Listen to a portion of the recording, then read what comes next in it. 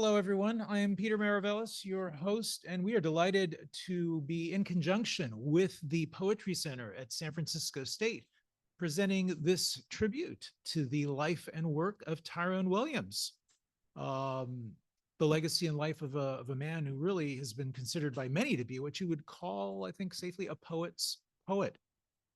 Tyrone Williams was a brilliant thinker, writer, and activist, a mentor to many, and a dear friend to many, many more. And he left us too suddenly and too soon.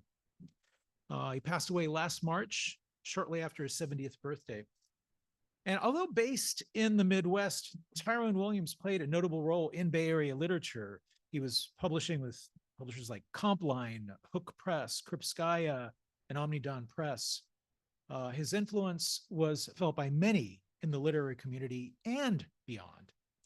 He was the epitome of how to live one's life with purpose, with faith, with dignity, and generosity.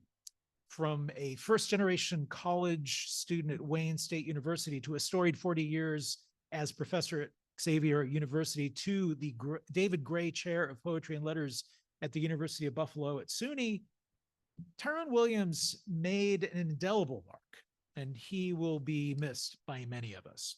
So we celebrate his life and legacy with this gathering of poets, friends, and community. Tonight's event is going to be arranged in 3 parts. The first part will be a set of readings where the authors will read alphabetically by their last name. We're going to run from A to G. And then the second part is going to be a musical interlude with Aldon, Nielson, who we're very delighted to have with us tonight. And then the final part of the evening will be authors reading from H to Z. And I ask each of you to simply read the name off of the next person who's going to be reading after you. Also want to mention that City Lights is carrying a full selection of Tyrone's books. If you're not familiar with his work, please, please, please do check them out. They're over at the front desk. And I also want to point out that Tyrone's archive is housed at the Poetry Collection at the University at Buffalo. And there are many really amazing items available through the digital materials section, which is available online. So I encourage you all to please check that out. It's a wonderful, wonderful resource. And then one more thing before we begin, Tyrone's estate set up the Tyrone Williams Fund to support Cincinnati Youth Poet Laureate Program. So there's more info about that. We've left flyers under your chair, so please do check that out. And then we ask that each of you reading tonight, I mentioned that, announce the name of the reader after you. We're not going to be doing bios because there's so many people reading tonight. There's, for the sake of brevity, just to give it, the bios are going to be online on the City Lights website. So for those of you watching it, of course, for those of you here, you can always check out the listing and you get a full rundown. So we're going to begin now with a word from one of the key organizers of today's event, the poet Erica Lewis, to begin the proceedings.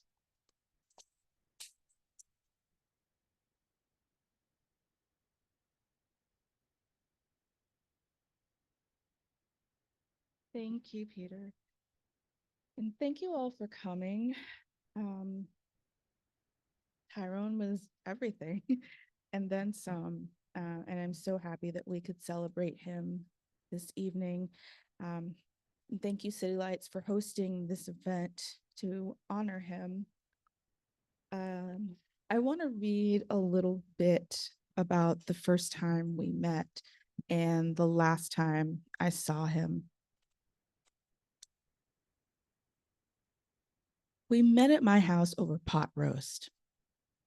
I ran a monthly salon in my home where I would cook a big family-style meal for each event. Tyrone came to town and read as the special guest. We didn't really know each other, even though he taught at Xavier University in Cincinnati, and Cincinnati was my hometown. We'd only emailed a few times about his visit. Even though Tyrone was in my house, I was scared to talk to him. He seemed almost bigger than life to me. He was a poet, and I was in awe of him. I fixed Tyrone a plate, my mother's pot roast recipe with all the fixings, potatoes, carrots, peas, those cute little pearl onions, gravy. After dinner and the reading, white wine in my glass, red in his, we sat down and talked and laughed about everything: poetry, people, Ohio. He told me how much he enjoyed himself that evening and that I had really put my foot in that pot roast. That familiar Black colloquialism, the way he said it. We knew each other. He felt like family. Our friendship deepened over the years, and I called him Dad for many years, and he called me Kid. Our last adventure happened after my mother died. After spending 6 months in Cincinnati, burying my mother and handling her affairs, it was finally time to go back home to San Francisco. Tyrone agreed to take me to the airport. For some reason, we decided to use GPS to map our way, even though we both knew the way to the airport like the back of our hands.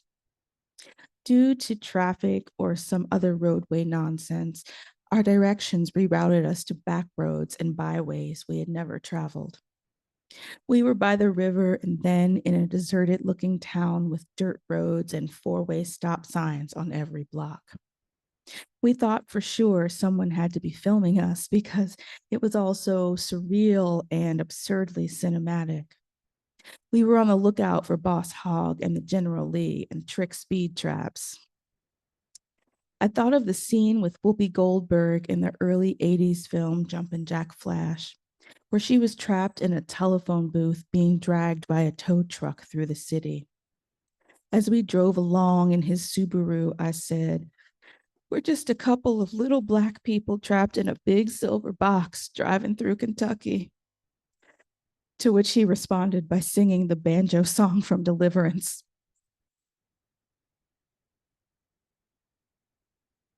We cracked up and kept driving, doubting whether we would ever make it to the airport in time for my flight. In a way, it didn't matter. We were having a good time. During all the antics, I got a text that my mother's house sold. Like, who does that happen to?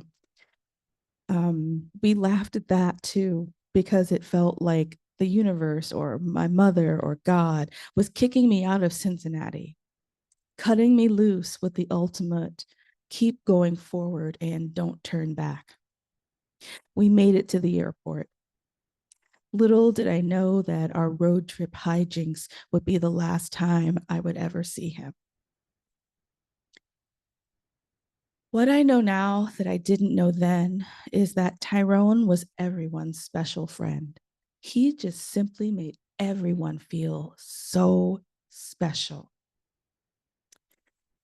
It was always an adventure when we got together. I've got some stories. We were always laughing or crying. And that is how I will always remember us.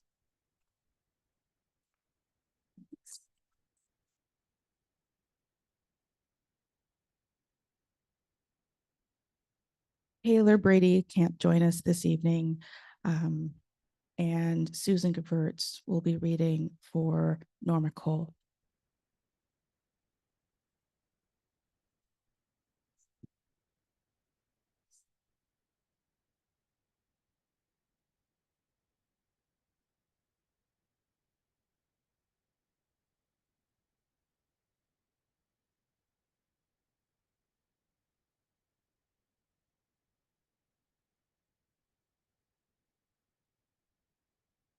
Norma says, the poem I'm going to read is called Burn the Book of Life. The poem is in the library section of As Is. I can imagine Ty saying, I was thinking about the Middle East. Yeah, I'll leave it at that.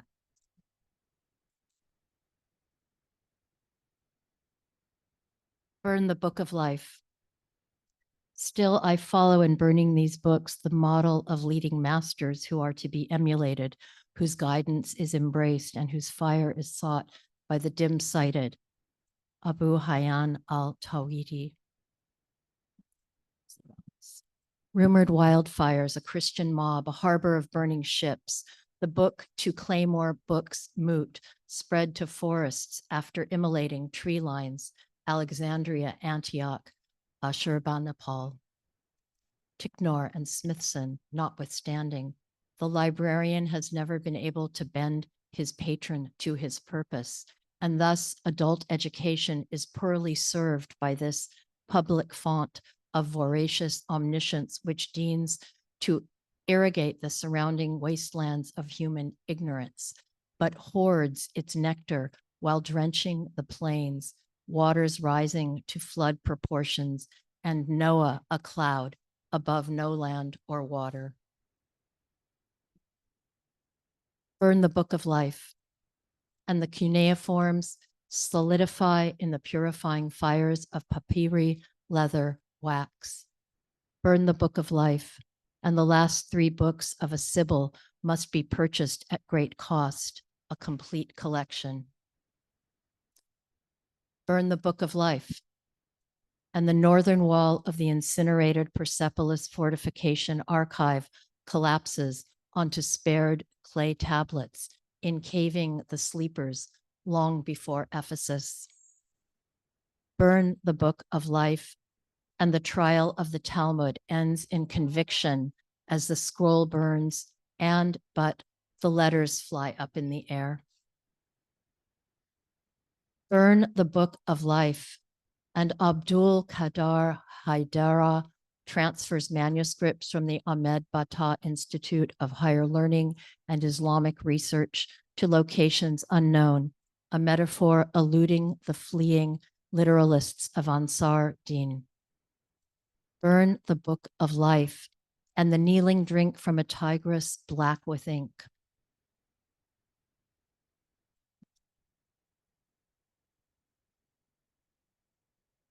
Brent Cunningham. Hi, everyone.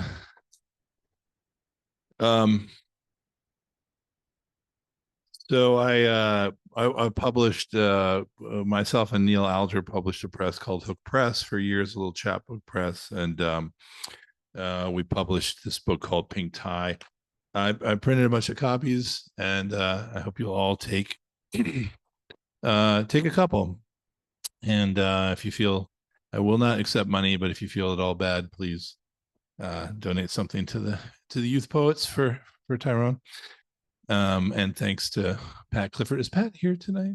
No, he didn't make it. But Pat's the executor and gave permission for this little reprint. So please take it. And it's a lovely book that I read a couple times a year, still to this day. It's about a friend of his named Peter Ross. It's about a lot of things, masculinity and music criticism and life. And the idea behind Hooke Press was to kind of contact poets as much as we could and realize that a lot of poets have, something that's not poetry on their C drive somewhere. And to kind of ask them to look at that and I think it's still a good idea, damn it. And you're welcome to steal it. But and poets are delighted, I find, too, to even be talking about their non-poetry work. But to have something like this come back from Tyrone was it was one of the great events of my life, to be honest. It was just so you ask people for stuff when you're a publisher and you're kind of obligated to publish it. And when it comes back and it means so much to you, it's miraculous. And the other, I just thought I'd just briefly read this, which though I was still am working on a novel, probably will be till I die. And the characters are in a writing retreat, and I asked a number of writers, Tyrone among them. I'm like, okay, well, there's these poets, and they are gonna in the book describe what their project is about. And so I asked people to. I thought, well, I'll just steal it from my friends. So I asked some poets, to describe their project, kind of summarize it, and they gave me permission to use it, in the book. And so this is what Tyrone sent back, and seems appropriate here. That's pretty heady, but I'll try to read it slow so it can absorb that incredible intelligence that he had. So here's his, I guess, a summary of maybe the what he was working on at the time, or I wasn't never clear if it was, you know, trying to summarize everything, but you'll get it. I believe we are hailed, called forth by the blank spaces between letters, between words, between poems, and even between books. These lacunae constitute, as a system and structure, the black hole that is lack. There is indeed nothing outside the text, and one need only emphasize that nothing to grasp the semantic and syntactic, ethical and political, psychological and social power of this assertion, to see how nothing has stood in for, as one example, other, as that which must be expelled to a horizon and clung to at the very moment it threatens to disappear over that horizon in order to formulate I, we, community, nation, etc. I miss him very much. Steve Dickison.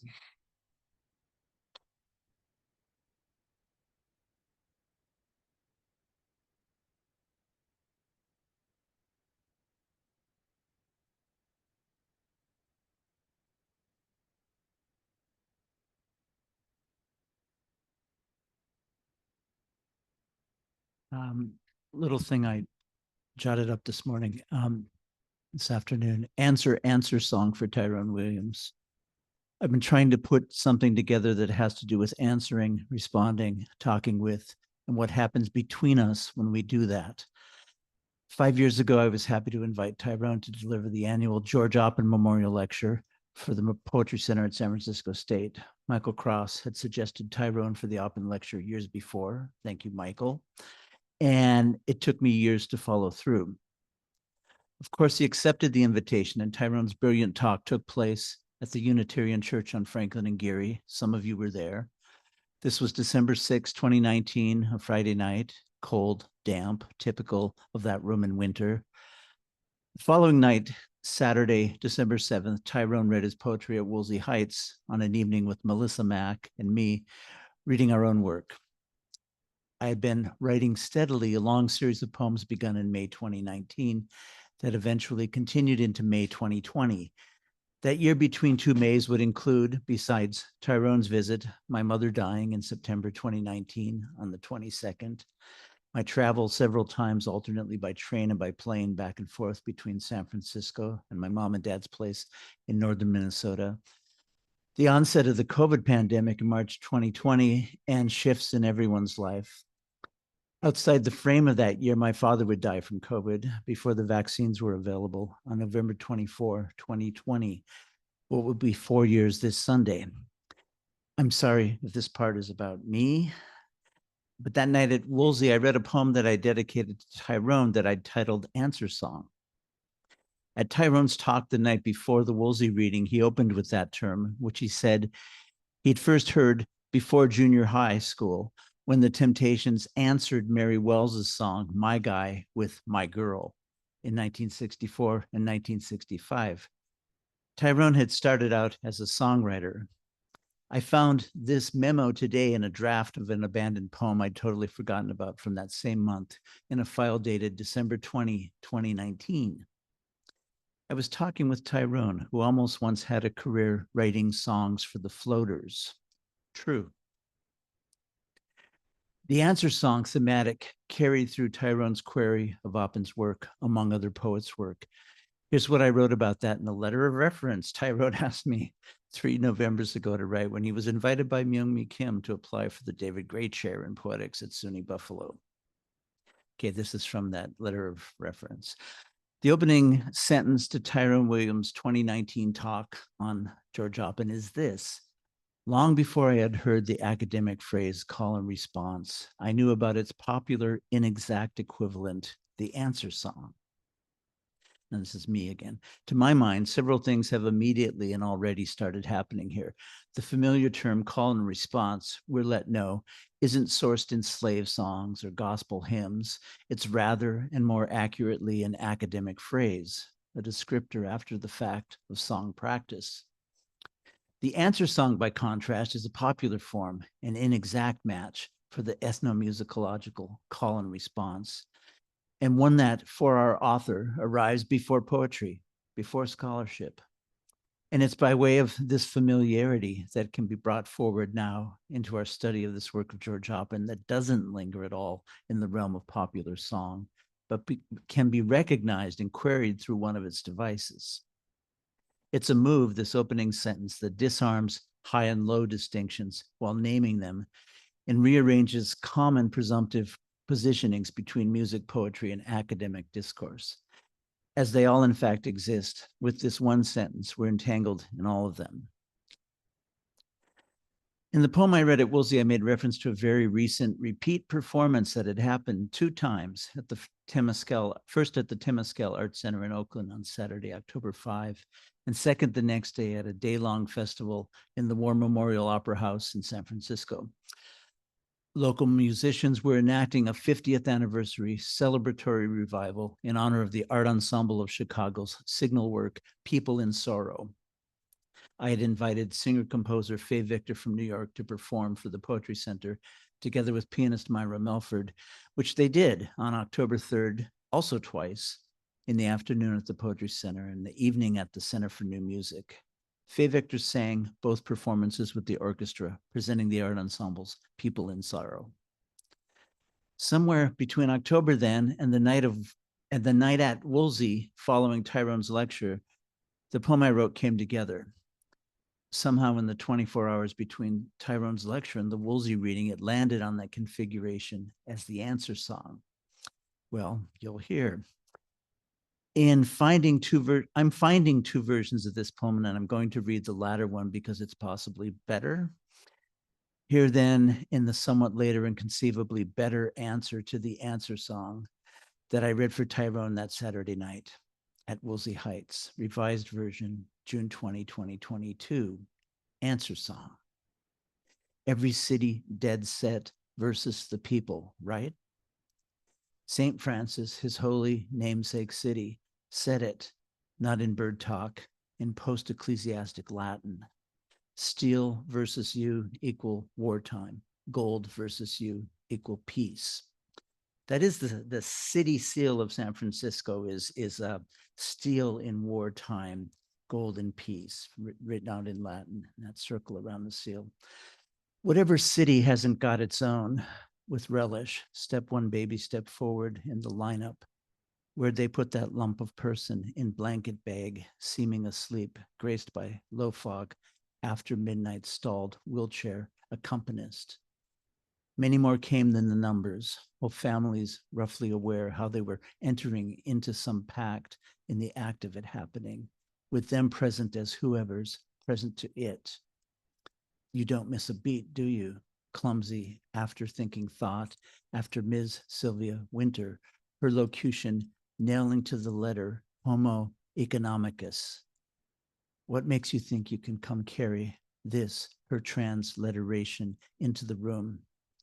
Quote, the institutionalized enactment of liberal monohumanism's man too as homo economicus, end quote, versus People in Sorrow, 1969. Second chance, 2 days to catch reprised, 50 years after the fact. Those gentlemen seeded the repertory to be taken up at half-century intervals as answer song for Tyrone Williams, before and after song. And Kevin Dublin is next.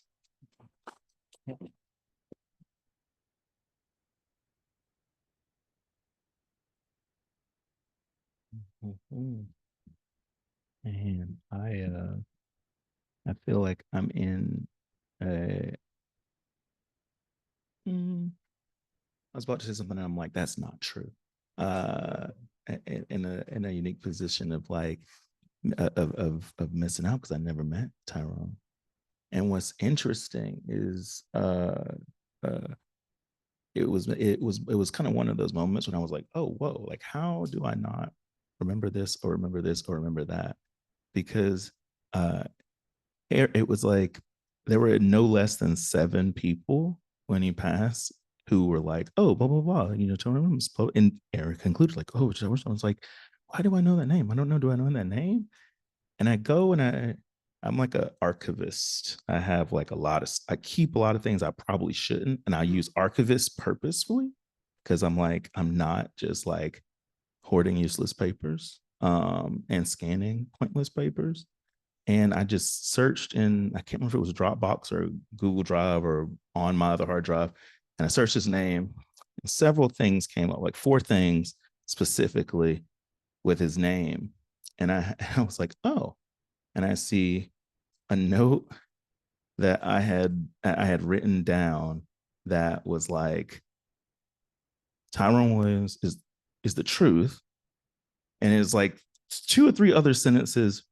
Look at green notebook with this on it. And I was like, okay, all right.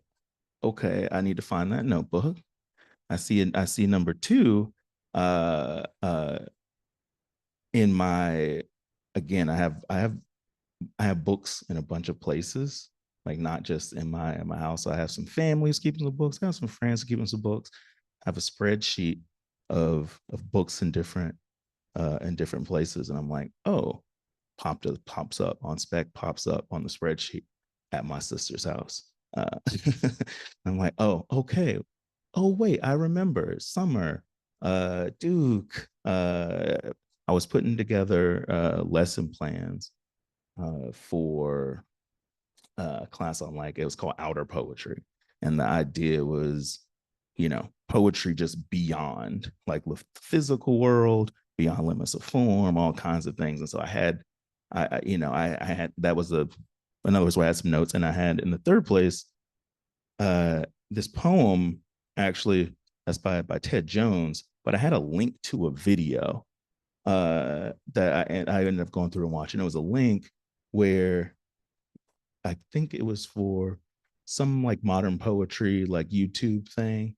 And he read the poem and he was talking about the poem. So I want to share 2 things. Just one, that poem, Ted Jones, The Truth, and you know, and kind of on that. And then a poem, which was the 4th thing that popped up, was I had this, you know, for teaching. So the truth.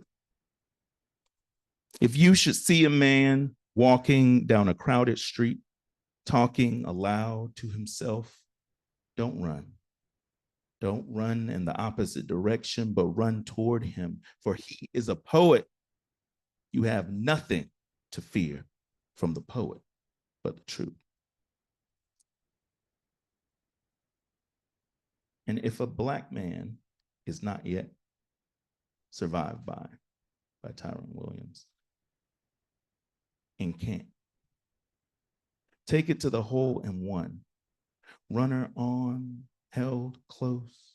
If not on the run, right up the middle. Ahead for daylight, against the grain of in and outfield shifts. 3-point field goals, all net, no posts.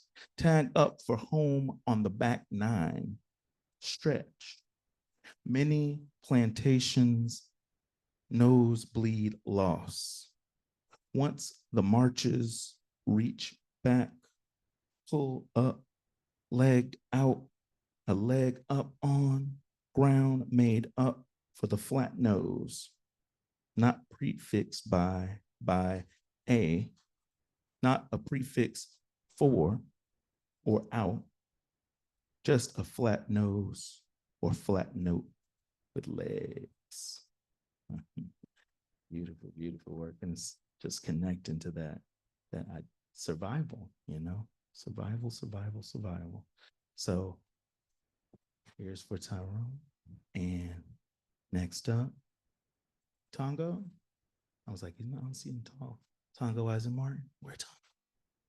Oh no, he's an idiot. Okay. So Tonya Foster.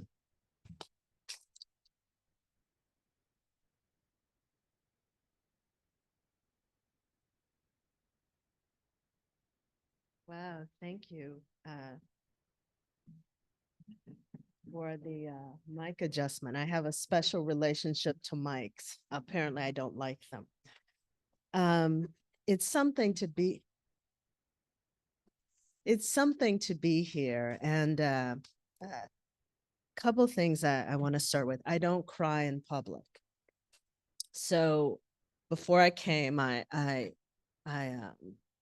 was teaching a class, and I was explaining to my students why we had to end class 5 minutes early. And I began to cry, and the tears actually shocked me. And they shocked me, one, because I don't cry in public, and class is a public space. But two, I think because I had not sort of grappled with or taken in or taken up my sense that although I didn't know Tyrone, I knew of Tyrone always, right? And I knew him, I had met him. I had spent time with him in different places, and that there's a way that his, for me, was a familiar presence in these kind of communities of poets and poetries. And so I'd always like kind of want, well, what's Tyrone doing? And so there are three things that I've chosen to read. Two poems of Tyrone's, and these two poems, because something about them gets at, for me, the kind of wit, the sly humor. And one thing, I guess the unexpected sassiness in one poem. So those two poems. And then the other is a letter written by a writer who was with him at the end. And yeah, this is being streamed, isn't it? Yeah, so I'll start with the poems. And these are from stilettos in a rifle range. And this is Random Late Night Calls. Oh, the awkward equations of errant attachments. Oh, voluptuous multiple ovals alone.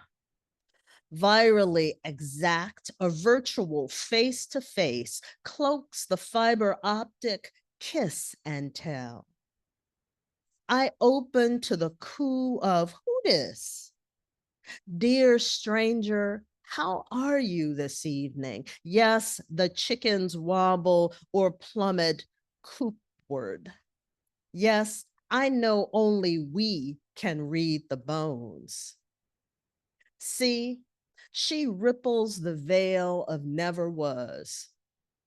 Off screen, the chorus giggles itself to shush. She prattles on about, I want to do that, and especially that to her. If one of her girlfriends can babysit, if I can get to the 24/7 drugstore, if we can hit a Denny's later, soon, in which key is the whisper? We drone like radios tuned to the bottom of the dial. The margin is just another toolbox. Take that last line. It's brilliant. And then this is the poem, very brief poem. I didn't know he had this. H-bomb. Her fuck me hills will have been heard, hers will have should a deep throat triangulated by the hands of a clockety stop, a pretty watched, tick-tocked off the fuck you effect of Dopper busters. That is the H-bomb. And so this is the letter. I hope the author will forgive me. This was the message. I was able to fly out to be with Ty from Thursday to Friday upon learning of Ty's situation from A and J on Wednesday. The extent of Ty's dire medical condition wasn't immediately apparent to anyone initially. He had suffered a car accident when going to pick up L, who had already been picked up. It seems he had had a stroke, crashed, abandoned his car on the highway en route to the airport, and a saintly Uber driver picked him up as he was dazed, but not badly injured. At first, doctors thought he was to be released from the hospital until tests revealed cancer and it spread to his brain. Excuse me if the facts are blurred. My main focus was, of course, to be present with Ty and not worry about the extenuating situation, which is obvious once tests revealed the extent of his cancer. It was the most miraculous, gorgeous 24 hours of love and outpouring with Tyrone. He received me in full consciousness, was very appreciative that I came. It was great timing. Just Jay, his pastor, and the chair were in and out visiting him. We talked quietly. He is very attentive, but the morphine is, of course, sleep-inducing. Even so, when resting, he is absorbing the love, the connection, the presence. I would talk a bit with him, noticing when he needed rest. He is so calm, full of grace, acceptance, wit. His humor is intact. We imagine cocktail hour with John Coltrane and Jimi Hendrix. We talked about Cloud 9 or Cloud 8 if Cloud 9 was too oppressive. We outright laughed, belly laughs occasionally. I told him I loved him redundantly, and he loved it and was so open with his emotions. I gave him a few kisses for safe travels. He looks so gorgeous with a white beard developing, a little grin on his face. There's been an outpouring of love, many calls, flowers, cards. Whomever is in the room facilitates the call. Ty can't hold the phone. His reflexes don't permit. A communal feeling has permeated the space. Jay has been a steady flame of compassion throughout. I felt such appreciation for her care in this situation. It was so profound to sit by his bedside, hold his hand, gently stroke his face, wash his face with a warm washcloth, which he very much enjoyed. We shared deep recognitions of such a steadfast friendship over the decades. He is indeed holy, resolved, going with the flow. I didn't know how devoted he is. He is a regular church member of an abolitionist Methodist denomination. His pastor, Kay, is a rock steady individual. I sang Ease On Down the Road from The Wiz for him badly. I think unless you have a voice, you can only sing it badly. But he talked about meeting the owl, which could be the god or gods. I think Lynn brought up the owl. She'd know more about the owl. A big relief is that my dear friend, R, and her partner, A, will foster to adopt Ty's dog, Huey. Huey was shaking like a leaf without Ty, but as soon as we picked him up and brought him to RNA's place, he rebounded. A special moment was getting through the hurdles to bring Huey to see Ty. Huey sat on Ty's lap like a cat. Ty was relieved that his dear dog found a home. So much sobbing, love sharing, intimacy, and grace. There are details and micro details, and then the deep tissue realization of the fact that our friend, the great poet and person, Tyrone Williams, is dying. My heart is crushed. Sorry, this note is a bit haphazard. It is hard to type through tears, and I sent so many text messages, I don't even know what I'm writing. Sending all of you love. One last thought. It occurred to me, and it's funny, this also occurred to me. I was telling my students that poets are a petty lot, and scholar poets, extra petty lot. And so one of the kind of remarkable things about Tyrone was that you didn't hear anybody talking shit about him. And I don't know of him talking shit about anybody. But of course, there are people who are closer to him who may have heard him talking shit about people. But I was in the circle that didn't hear that. So it occurred to me that Ty only inspired kindness and attention, never antagonism. I've never heard him say utter nasty gossip or cast aspersions, no petty nonsense. And it has served him because I'm here to share with you my observations. He is holy. This is not hyperbole. He is so assured, graceful, open, and ready to reach the infinite cosmos, to show us the way to die and keep living. This is true sophistication, maturity, wisdom, and beauty. May the spirits grant him the most beautiful, pain-free release. His third eye was massaged. He's going to exit through it. He said to me twice that he had a great life. And this beautiful tribute was written by Brenda Ijima. And yeah, glad to walk the space with him. And the next, it's such a weird thing, right? And the next, Susan Gevirtz. And thanks City Lights and Erica Lewis and Jeanne Heuving for putting this together.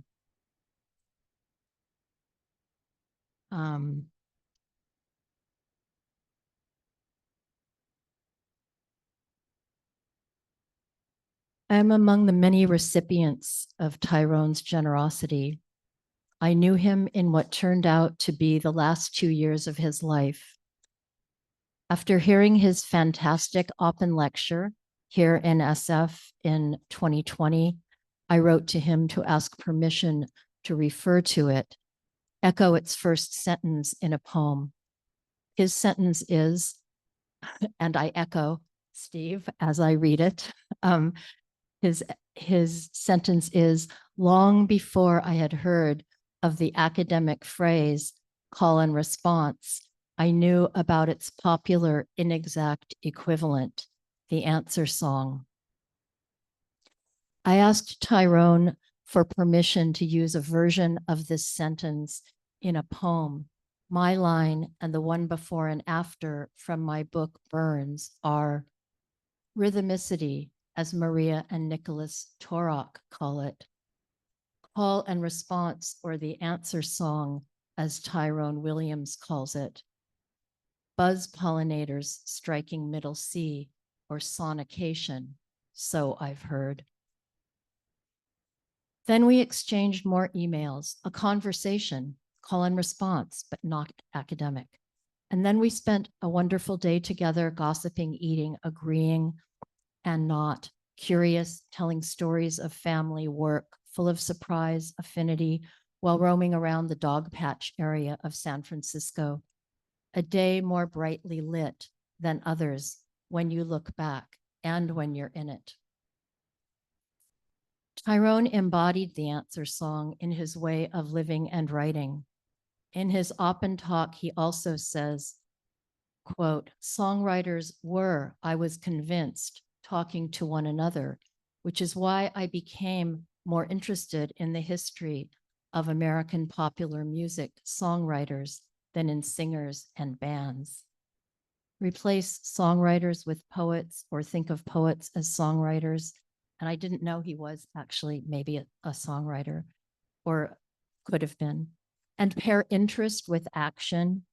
Tyrone's many actions of talking to one another, being in touch, the many reviews, blurbs, essays, lectures, teaching, all kinds of engagement with a precise care of listening and articulation that kept a call and response volley going among poets and between Tyrone and so many. One of the rare things in his way of listening is that he was immune to hierarchies of the famous and heavily awarded. He heard without those filters. Later in the open talk, he says, I pointed out that the answer song can respond to both past and future songs. In other words, it can anticipate a future production, which it will have already answered. In converting the song, it responds to a past or future ask. The answer song straddles the present, not as a stable or fixed presence, but as a precarious, unstable solution, always about to dissolve back into the past or congeal into the future. I miss talking with him and the friendship that was just starting. I think of him now in his words as straddling the present, not as stable or fixed presence, but as a precarious, unstable solution. I hear him as the answer song without the answer, but also full of response, always about to dissolve into the past or congeal into the future. His words from Cecil. Happy fault. Who was it? Was it for me, you, or some misnomer, wrongly called remember, comma, something like that? Who could tell? Tongue torn out, favoring a hand? Who will forth something left over, remarks of a body of work disparaged, acclaimed? Who recalls what once dubbed all the difference, figure ground no more so than when both appear as one? Who beckons from a fetal misshapen, de-legged future I? Who will have arrived, save for its limp glitch and catch, belated offline, staggered or tapping, off stage, outside the flawed wings? Who called Christians Negroes black as Cain, but Cain, nothing but Cain with impunity? Who else will call, and when and if? No one, never. Who calls back? Next is Cecil Giscombe.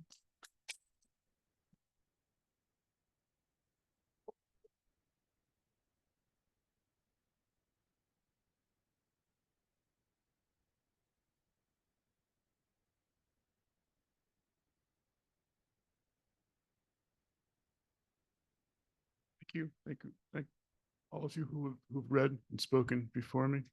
There's things that you've made me think about. One of which is Ohio. Ohio people are here, and myself very much among them. And I'm remembering not the last time I saw Tyrone, but a time. Very simple. We were at the Louisville conference, and I was on my way to, this is many years ago, I was on my way to see my mother-in-law in Cincinnati, Ohio. And he walked me across the conference and all the interlocking buildings, which was kind of confusing, to his car, and then drove me to the airport so I could rent a car to drive from Louisville to Cincinnati. Why do I remember that? but it's a profoundly vivid memory of being in his, it's the two of us in his company. I don't remember what we talked about, but it's a very strong memory of presence. I recently read a review that Tyrone wrote of 2 books by Ronaldo Wilson, a writer known to many of us here tonight. The review was published in Ohio again, in the Cleveland Journal, called Full Stop. Excuse me, Tyrone was writing about the books, one about Ronaldo's books, one across the genre prose book of literary observations, body reports, and accounts of absence, and the other, a group of paintings and photographs and masks. Tyrone said on the page, "This gulf and abyss cleaves each work. It divides and rends each as the impossibility of genre." Or in my companionable reading of that review of Ronaldo's work, I find difficult writing may aspire less to the evasion of form than to the never-ending inquiry into what, or better, how form does. And I would add that Tyrone's review of Ronaldo's book, 2 volumes, was as inquisitive and seeking as the 2 pieces under review. Forgive me if I stretch, but I'm thinking about his interest expressed once again in the Oppen lecture about the answer song, and I encountered his piece on Ronaldo's work as an answer song to those songs of Ronaldo's. He spoke in the Oppen lecture of the answer song being a precarious, unstable solution, always about to dissolve back into the past or congeal into the future, both different from and no different than the past or future, hence its precarious state. I'll stretch again and note the precarities I find going back through the books to Howl and its cellular RNA poem.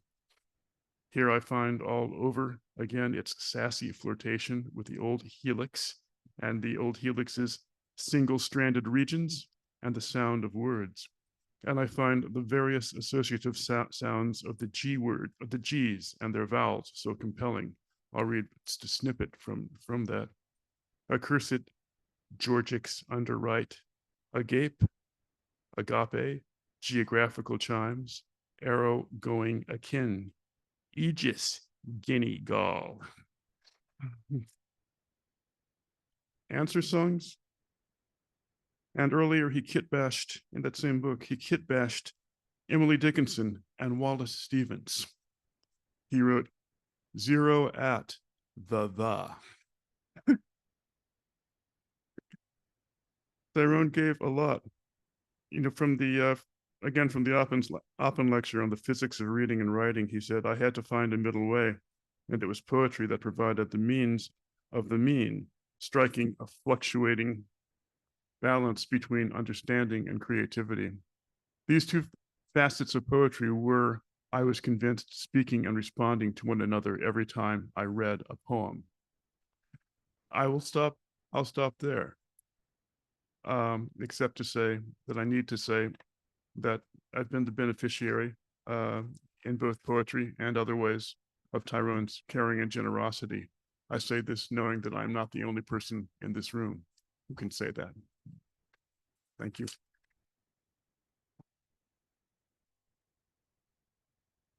And Jeanne Heuving was going to be next, but Eleni Stecopoulos is going to be reading on her behalf. Or actually, okay, good. Yeah. Hi, everyone. Yeah, Jeanne could not be here today, so she asked me to read what she has written for Tyrone.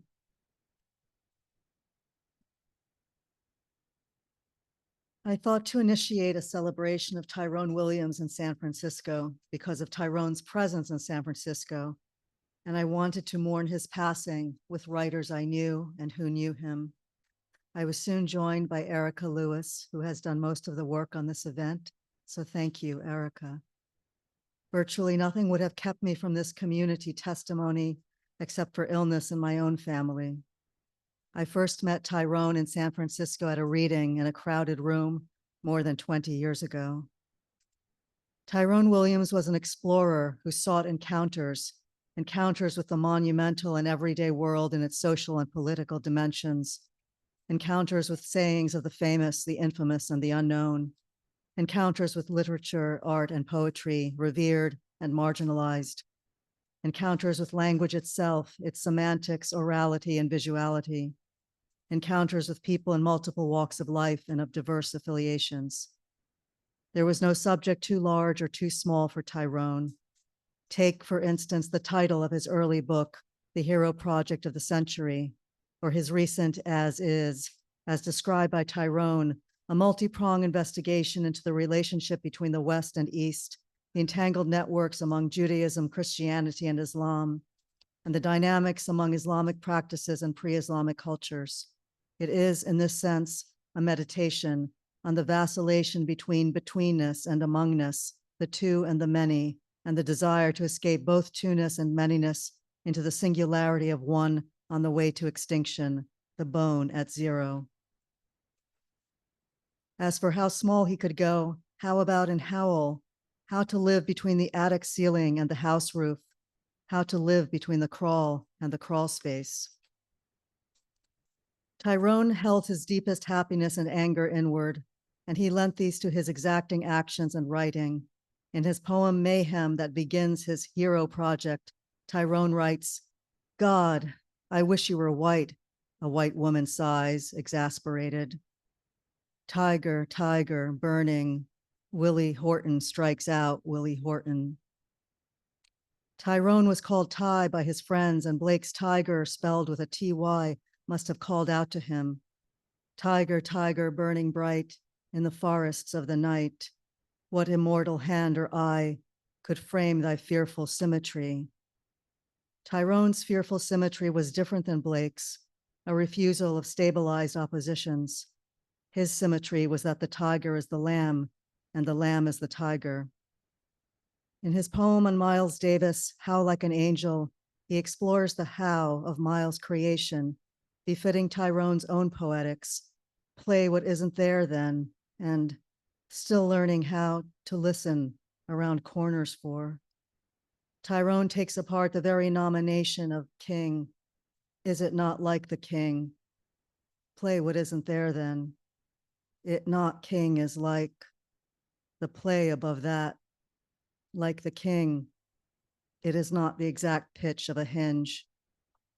I remember being with Tyrone when he would hit on something that caused him to react. This might be some inconsistency in an idea or something he had just witnessed. He would get a glint in his eye and sometimes a short laugh and launch forth. I miss this Tyrone greatly. Ty, Ty, burning bright in the forests of the night. Andrew Joron. So glad to be here at this event honoring Tyrone Williams. Thank you, City Lights, for hosting. I also want to acknowledge that this is an event that's sponsored by San Francisco State University Poetry Center. We lost our illustrious director, Steve Dickison, this summer, but those of us remaining on the faculty, Tonya Foster and myself, are committed to keeping it going in some form, and this event is evidence of that. The Poetry Center is going to keep going. So I've heard Tyrone described as a poet's poet. The poem I'm about to read is probably one reason why. It's called Mortal Facts from his book on Spec. And you really need to encounter this poem on the page, but I'll do my best to render it vocally. Mortal Facts. As to a works recited, the coached voice, the canonization of perfect pitch augurs itself. A wizened singularity accrues ground. Asterisk. Here's the asterisk. To be cast out of the spell, a skyline obscured by broods, the state hones to roost. A spelling bee champions. Another form of address falls through a real door in a false floor. End of footnote. Offspring of a mixed marriage, labor passes back and forth. I am so. Ends toward you institute, for example, music, capital, not unfor, not you, a you in me, a you before me in the mirror of mores, but a field chart, stripes and bars. I spin a major motion, CH, clip or trailer by order of Roger, copy, H2O, flowcharts blur the cut, hashtag, no blood, not at first, skin defending nothing, or too stunned to give, though give it must. Back to the poem. Surprose, or mere surprise, or imperfect mimicry, a beam of light bent by a beam of wood. For toward, read belief system versus BS. Alternatively, E equals MC square, except around or in, states in flux, which thus are not umbrellas recalled, belated. Okay, mortal facts. Next reader is Aldon Nielson.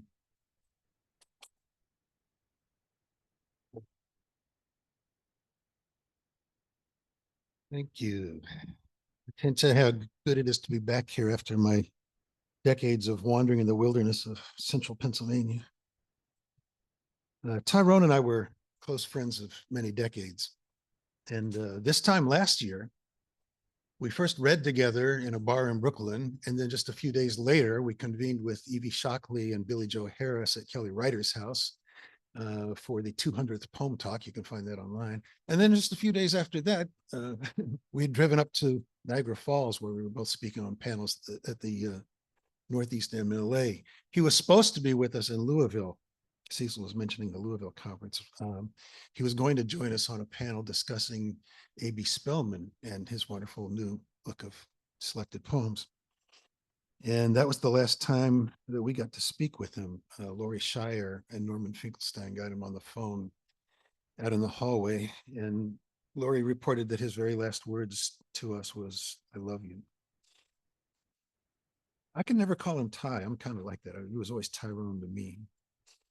Maybe because I was able to make jokes about a certain song. But anyway, we traded answer songs all the time because we're both old. So we both knew Work With Me, Annie was answered by Annie had a baby. She can't work no more.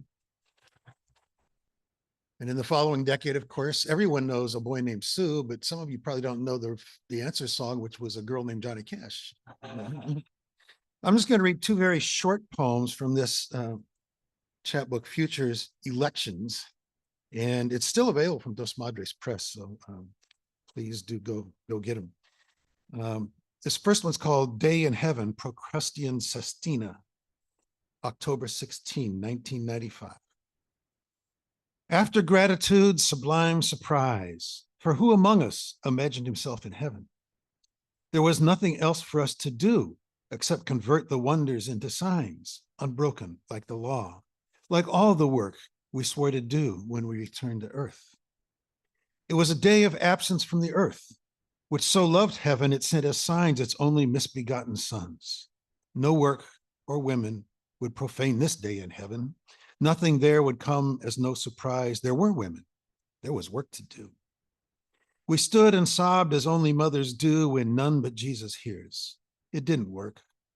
If he heard our cries, he gave no sign unless his son, cliche, the unsurprise of uplift, was himself the gift of Mother Earth, Father Sky. Hell hath our heavenly. We had shed our human forms in heaven. We were gods who once had roamed the earth, or monkeys, or rabbits, or spiders, as if surprised by such. What men did not do. Shapeshifters flattened like sandwich signs. Largesse writ twice, our pride, our shame. We'll work for good. We heard the calls for good faith signs, atone, but not the descent of surprise. There was work for us back on earth, though we knew that it was only work, not the faith we only found in heaven, where there was never anything to do. When it was finished, all except the work, we returned to earth, things to do, believe without faith, in hard work, in heaven. It was not a fall, just heaven on earth, a day too long, spoiling that surprise called the hereafter, the play of signs. And I think this is very much in the mood that we're all in this week, but October 16th, 1995 was in fact the day of the Million Man March. Much shorter, heaven on earth. We are in the world, not of the world, called out by one who sees, who doesn't, a one-eyed seer set aside, set apart, like us, in heaven, on earth. Hell made over so we might sit a spell. Wine, nay, water, standing in the well. I can't get over this sky. The next world never arrives alone. It drags along the world no longer here. Never this sky. I don't see Linda Norton, is she? Oh, there's Linda back there. Sorry. Shouldn't have taken my glasses off. Next up is Linda Norton.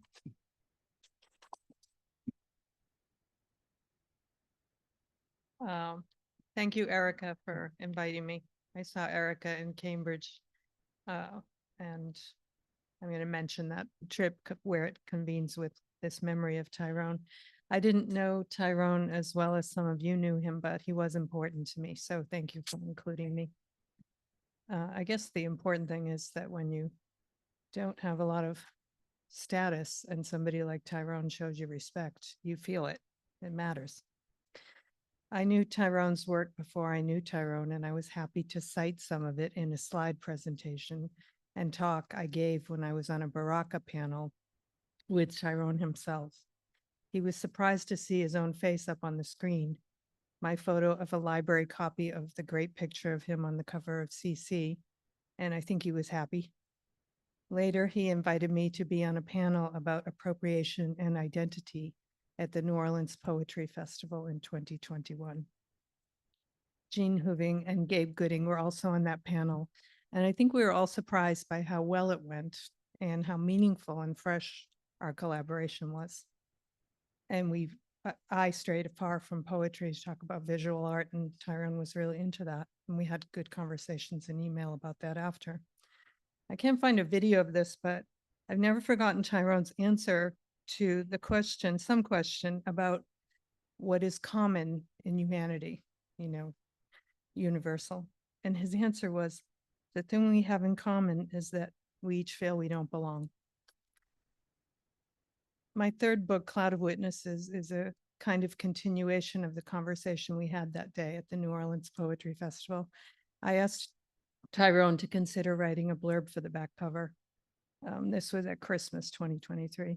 He told me that he was reeling from loss in his life, which I guess those of you who are very close to him know all about, but would make time to do it in the new year. We talked about death and winter holidays and Buffalo, and he said he had plans to be with people he loved in Ohio over the holidays. He said he'd be happy to read the manuscript and write about it. Knowing, as we all do, that Tyrone is a brilliant critic and reader and not one to use superlatives, I was curious about what he'd see in the book. I was delighted when he quoted Du Bois, a contested figure, and said that the writers whose work I appropriated to write the poems in the book would winceth not as they welcomed me into their esteemed company. High praise. My daughter and I were in New England a few weeks ago when I was in residence at the T.S. Eliot House, thinking about the raw and the cooked in poetry. Tyrone, written by himself. Individual talent divides tradition into tithes, tenths, and nationalized tribes. Catch as catch can, market share erosion, staggered lees. I thought of Tyrone again when we went to the Berkshires and stopped in Great Barrington, where Du Bois was born and later lived as an adult in exile before he left for Ghana and never returned. And again, at the end of the trip on a visit to the Peabody Museum, where the exhibits are in flux because the curators now acknowledge the cultural sensitivities they've ignored for decades and decades until just recently. I thought of Tyrone. I think because I was a publisher and am now a collage artist, I always look at images and wonder how they'd work in and on books. A book by Tyrone, for example, might feature a cover image from Wendell White's exhibition and book Manifest 13 Colonies, which was on exhibition at the Peabody. It's quite beautiful. A reliquary of artifacts from a lock of Frederick Douglass's hair to James Baldwin's inkwell, photographed slow close-up and vivid against Black backgrounds that you can't really see at first what the things are. I could write him an email about it, send him a link, see what he thinks. Like you, I find it very hard to believe that Tyrone is gone. I think of technologies and their relationship to mourning, the train, for example, and the train whistle, and my friend Cecil, fellow trainiac. It seems to have something to do with the bardo, and it seems to harken back to the ancient world and some eternal longing, though it is relatively new. And the telephone is like that too, as you go on expecting someone who's dead to call any minute. Forms of communication bound in matter that seem supernatural are poetry and song at the place where the living and the dead meet and don't meet. I keep thinking, I better email Tyrone. I keep thinking, I better call Tyrone. I didn't know that Tyrone had possibly a life as a songwriter until early this morning. So that's part of our whole togetherness. And next is.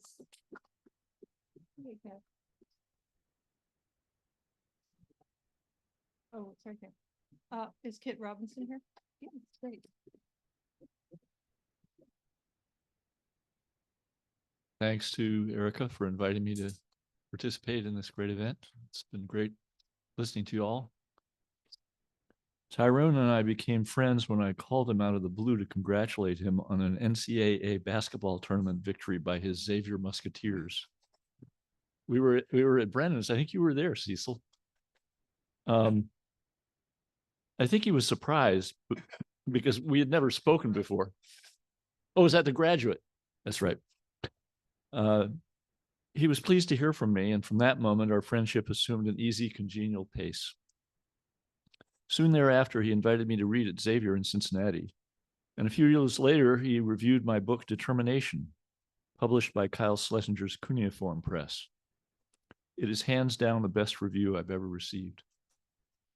In addition to being a marvelous poet, Tyrone was a tireless scholar and a perceptive critic. His book reviews testify to a rigorous analytic mind and a capacious generosity of spirit.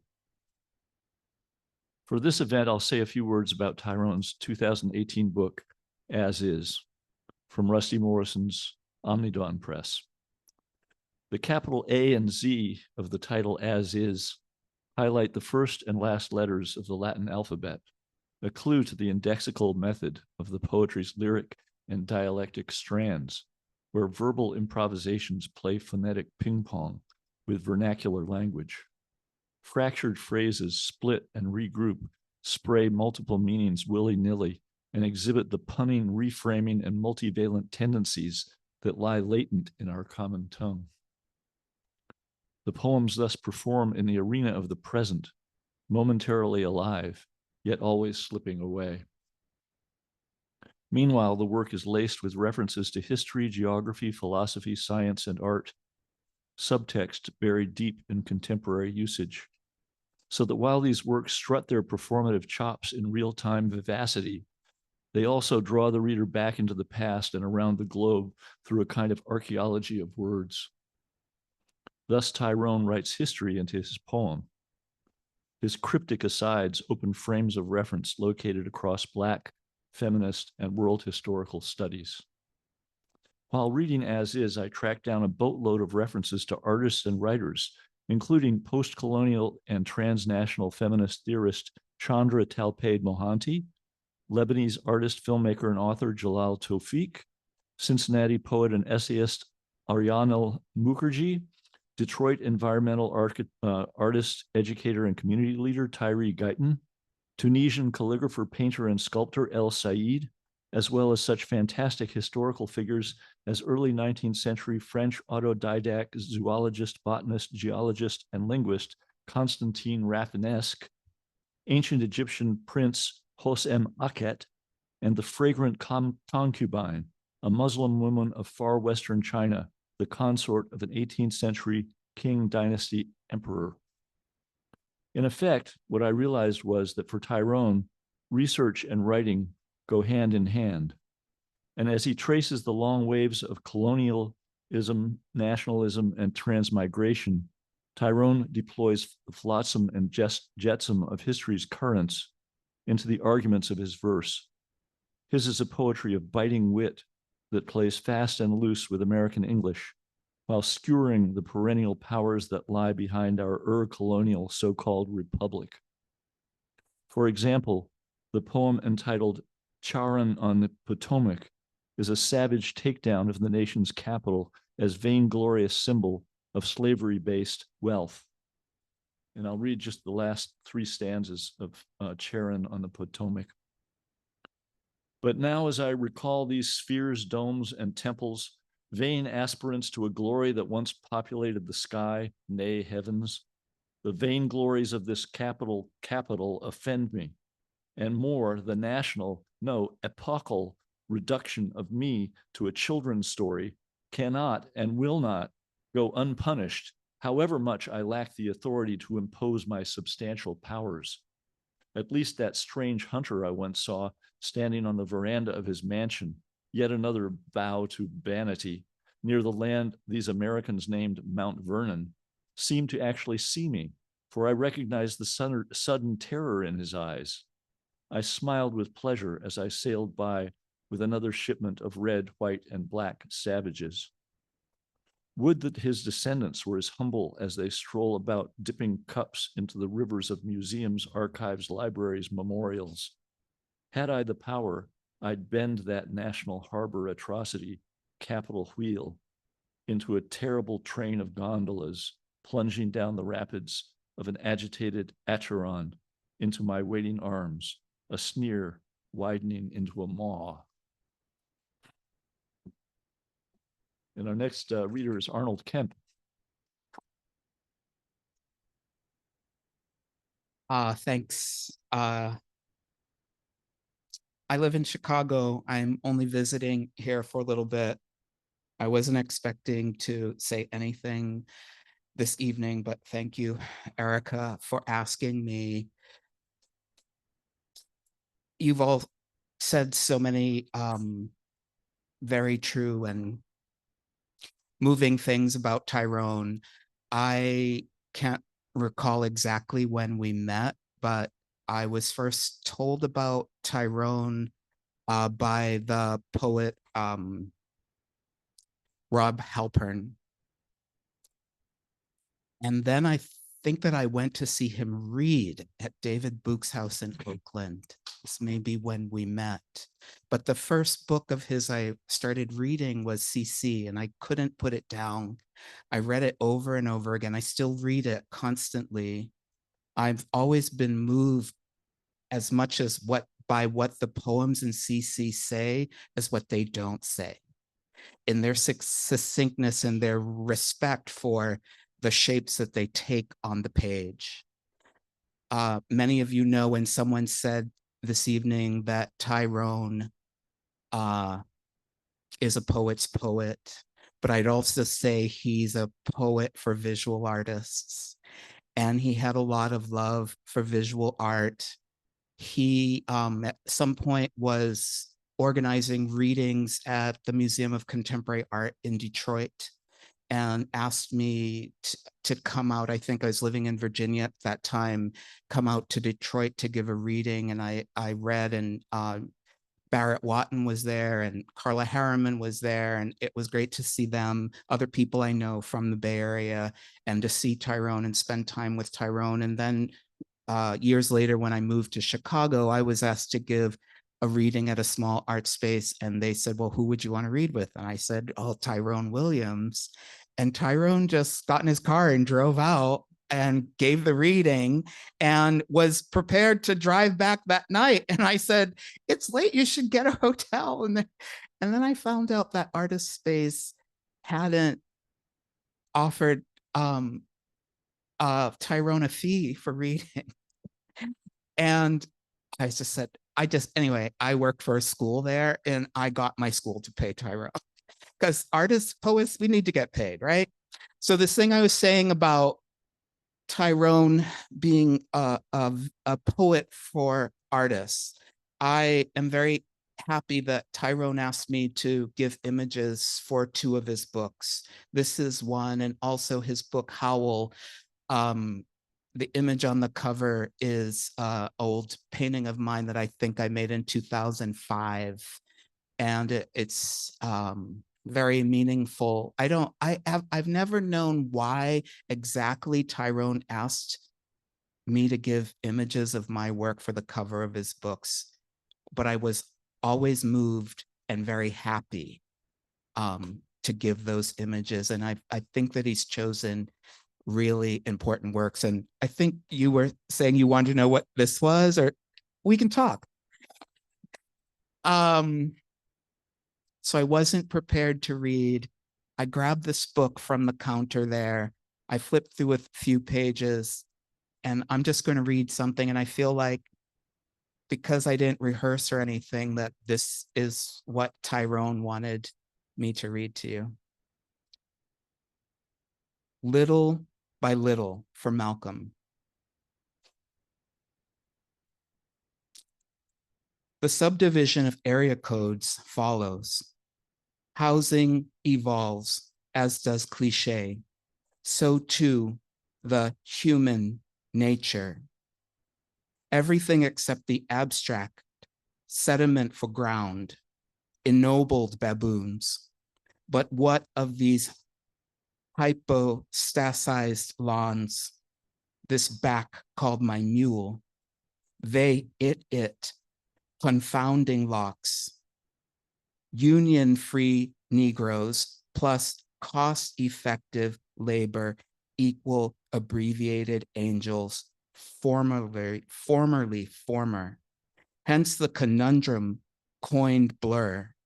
Dilemmas exchanged for rakes, rakes for enigmas, hope, acres squeezed into a steeple, despair. The fixed rate of interest appreciates. Gated ghettos, know from know-how. Went west, boys to boys with a Z. Mature castrati, as reading is too.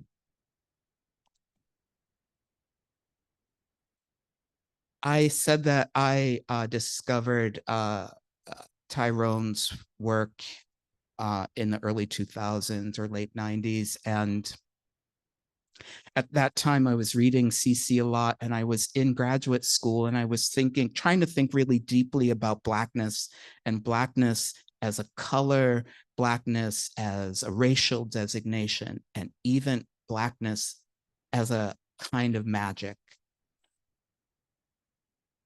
And thinking about Tyrone's work and its effect on me gave me the courage to explore that in my work.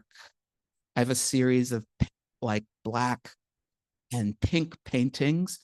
One's called Cant, one's called Descant, and one's called Recant. And you would know those are poems from CC. I can't say anything more. I'm very thankful that we knew Tyrone. I think his effect on arts and letters is profound. Thank you.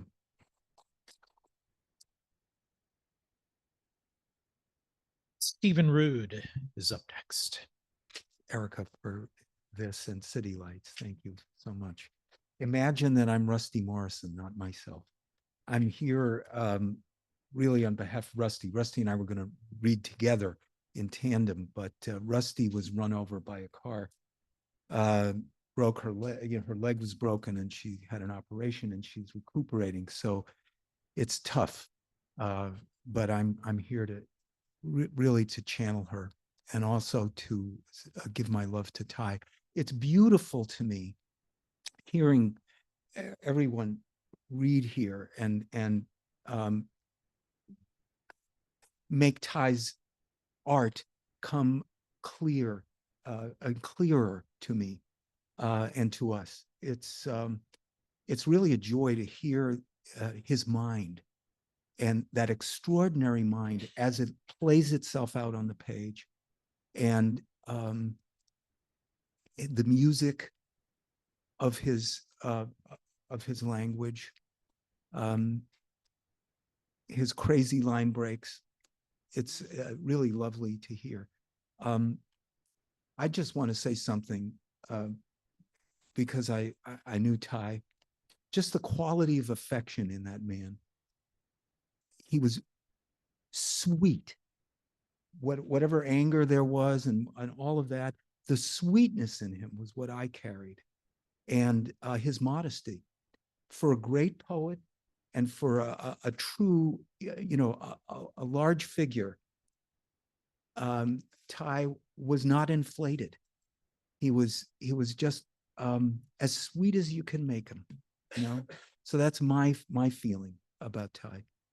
Rusty writes, I want to say that I was so impressed by and so grateful to and so honored to have been a friend and colleague of Tyrone Williams. Omnidawn was delighted to publish some of his books and to have him as our board chair. Steve, this is Rusty's little script for me. Say something about your love of Ty here. Well, I've said that. Rusty, Steve and I will read a few poems from Ty's incredibly prescient, powerfully provocative, ground-shattering book, As Is, published by Omnidawn in 2018. We will read them in tandem, collaboratively. Imagine that we're reading them. These poems engage with sonics and meanings in ways that are uniquely Tyrone's.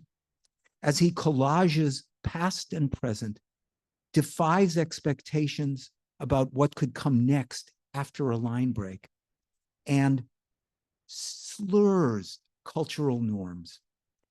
It is electrifying to follow this speaker as he deranges language while riffing across cultures and philosophies. I feel my thinking transformed as his derangements open me to appreciate errant couplings, both on his page and in the world around me. That's Rusty, who loves him and published him. Thanks. And Jocelyn Saidenberg. Thanks, Erica, for inviting me. Thank you, Peter, Daylights, and Poetry Project, San Francisco State. It's a real pleasure to be here. And I'm going to read some poems from this book. I'm holding it up because of the cover that seems to have also meant a lot to a lot of people. So I became familiar with Tyrone's work because he sent it as a submission to Krupskya in our open reading period in 2001. And we read alphabetically. So after reading 100 or so submissions, I got to Tyrone's and my fucking mind was like, my head exploded. And Kevin and I were like, who is this person? We'd never heard of him. And I was like, well, I'm just going to call him on the phone, like landline phone call. And so I called him and I was like, hey, I'm trying to reach Tyrone Williams. And he was like super like kind of cagey with me. And I was like, my name's Jocelyn and I'm calling on behalf of Krupskya because we want to publish your book. And he like burst out laughing. And he was like, oh, I thought you were like a bill collector.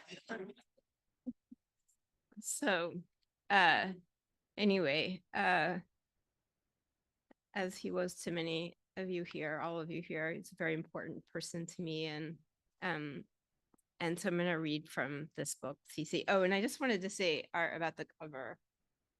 Our tradition in the collective was that we asked the writers to send us images as suggestions. And then we were, at that time, we're working with this like very brilliant designer named Frank Mueller. And then Frank would do his magic with the images that people sent in. And so Tyrone sent this picture in of himself, but Frank manipulated it to make it seem as if someone were carrying it in their back pocket and folded in fours, and also the sort of bullseye feeling of it as well. I thought it was just this brilliant treatment of the image that he sent us for his cover. I'm shaking, so forgive me. I'm going to read from the section, Who Is It? I'm not proud to be Black. 1. Hope ends and thinking breaks out. Uncertain violence, which is not despair, or if despair, sublime despair, disfigured hope. The table, already broken, gets cleared. Double consciousness gets swept aside by polyentendres, duck rabbits, wavicles. neither waving nor drowning. We tread water like a page turning in a book. We trace the arc of Icarus. The sky only seems to fall, and then only sideways, like a page turning in a book. And in the larger arc of Daedalus, hope settles in another country, ending thought. We neither wave nor drown. We turn to the page. We begin outside the book, but the text is everywhere we turn. A finishing fable, cowboys in the boat of Ra, who marvel at this curious thing. Hearsay circulates as he said, she said, to the put down dubbed as he said, new commandments overdub the old ones. Skin grows back over old bones, disfigured hope. The table already broken, dysfunctional, is finally institutionalized as a work of art. Or the black sheep sold down the Jordan or the Nile, another country cobbled out of continents, extant or not. February, Juneteenth, Kwanzaa. 3. I wipe the spit from my face and read on. We want more than this attenuation, singularity, launch windows so narrow, so fleeting, so hard to reach in time. We need more than just a book called How. But the text is everywhere we turn. Lou and his shopping cart of blueprints, true blood in stitches, a howler or a howl. A face come spit is not mollified by inverted commas. An index of distance shaped like a promise and a threat, a covenant, a contract on our lives. The principle flies like a flag or spit returned with interest, or we throw our hands in the air like we just don't care. Nobodies and nations, the false dilemma. We are neither, however, concentrated as teamings, trends, or tendencies, bunched up at, impaled upon, opposing horns like shrunken heads or tails, the excluded middle as dispossession makes possession joy. Reconstruction, acreage, and mule, happy days and endings, zero sums, the median strip. Begin here to thumb rides or jack cars, the two-way traffic shaped like a promise or a threat. A covenant waits for lights, not legs. It never strikes deals, only pedestrians foolish enough to venture forth, and yet, what choice but adventure? Thank you.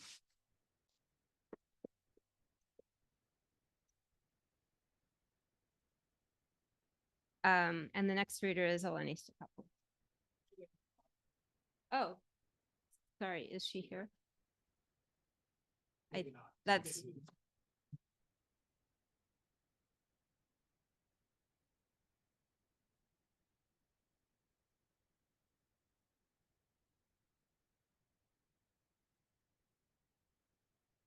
I think of Tyrone as a philologist in the radical sense, a scholar of language whose critical brilliance carries his love of language and therefore vast, intimate knowledge of it as pharmacon, its deployments, its powers, its limits.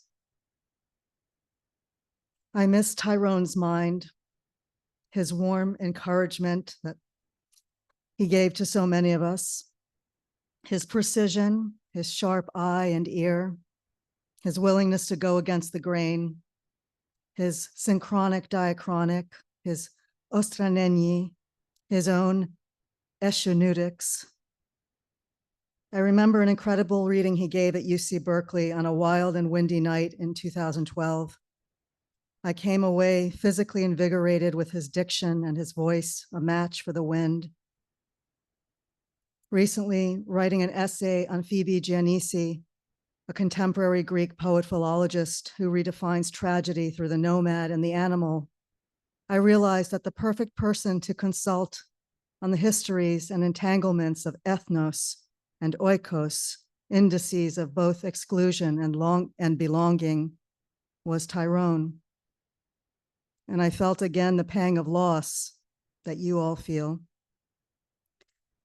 Now, at this moment, mired in helpless witness of and complicity with genocide, on the road to a Christianized fascism, I miss what he would say to us,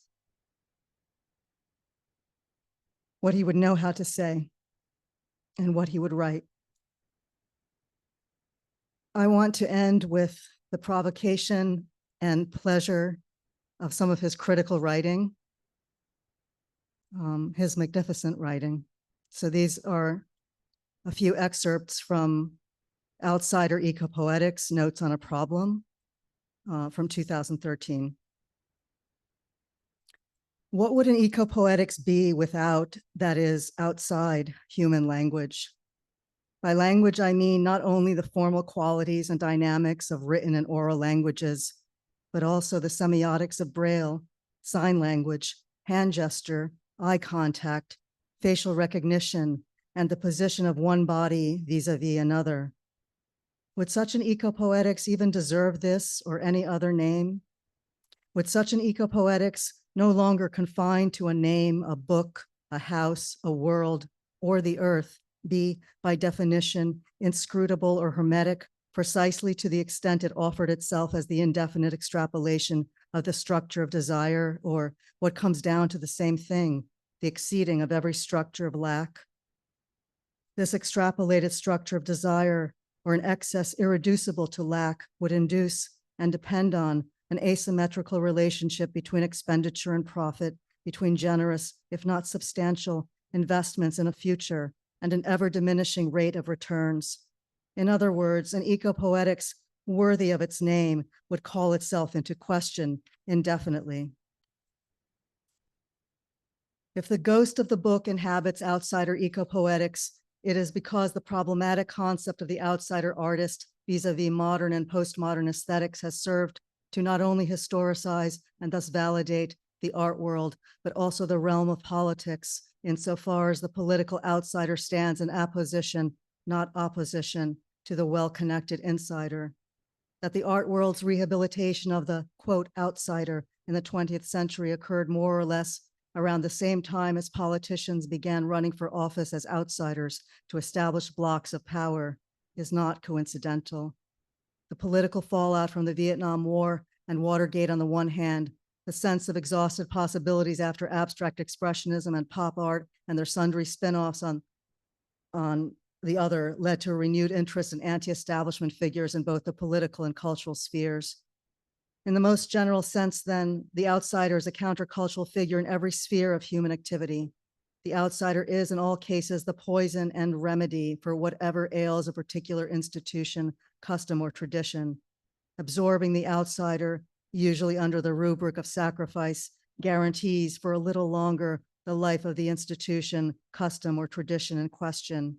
It goes without saying that in the literary sector of culture, the book is a formidable, if no longer hegemonic, site of recuperation. In this context, outsider ecopoetics must be understood as a necessary, if necessarily compromised, response to the perception of exhausted possibilities after environmentalism in general and nature poetry or poetics in particular. Nonetheless, that exhaustion, like the book, dogs ecopoetics as the remainder of a particular mode of anthropo and biocentrism. Of course, if one were to conceive of ecopoetics as including the book et al., the book complemented by what it is not, the book as an element within an intertextual ecosystem, one would gesture toward a more performative mode of reading or interpretation. But such a performance, while important as a differential relation to the process of engagement and interpretation, would be no more or less, quote, holistic than simply reading at a desk or dancing and reciting poetry in a field. In all cases, the senses and modes of cognition would be engaged, though, to be fair, to varying degrees. That variance is why there is epistemological value in, for example, somatic exercises and constraints, pulling one's hair, binding one arm behind one's back, sitting on the edge of a bed, walking in a park, etc., to jumpstart the creative process. Still, however much in eco-poetics that is, in fact, eco-dancing or eco-theater or eco-sculpture, uses of the body different from sitting, standing, pacing, or lying in bed, it cannot eradicate the finitude that is set in place the moment a non-linguistic experience is translated into language. This finitude, a condition of any language, is precisely what the book, like the folio or the scroll, mimics. Thus, to the extent we imagine the book as the exemplar of finitude, we mistake effects for causes. For the finitude of the book also mimics the finitude of the human body. And more, for the concept of finitude is finally inextricable not only from the book, but also from the body, by which I mean not only a human body, but also all other bodies, a body of water, a heavenly body, etc. The body, finite by definition, is also what the book mimics, and what is outside the book attempts to exceed. This means a rethinking of the concept of the body, to say nothing of the book. For in the end, a resistance against the biocentrism of the body as such, against the anthropocentrism of the book as such, might offer glimpses into an eco-poetics no longer at the apogee of its orbit about a center. Imagine, if we can, an eco-poetics untethered from the earth, a body no longer bounded by the concept of a globe or sphere. Imagine a body adrift from embodiment, a book like love, unblurbed, like love, unblurbed, like love, unblurbed, like love, unblurbed.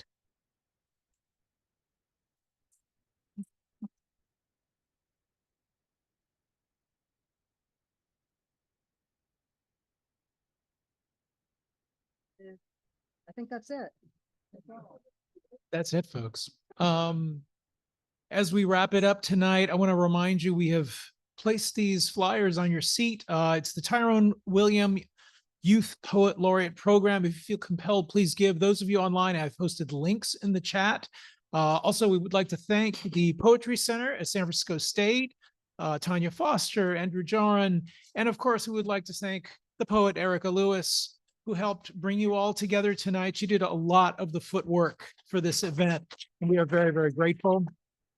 And thanks to all of you, including those of you online. Thank you for joining us. And I didn't mention it earlier, and I'm going to mention it now. As always, we are beaming to you from the unceded ancestral homelands of the Eleni peoples.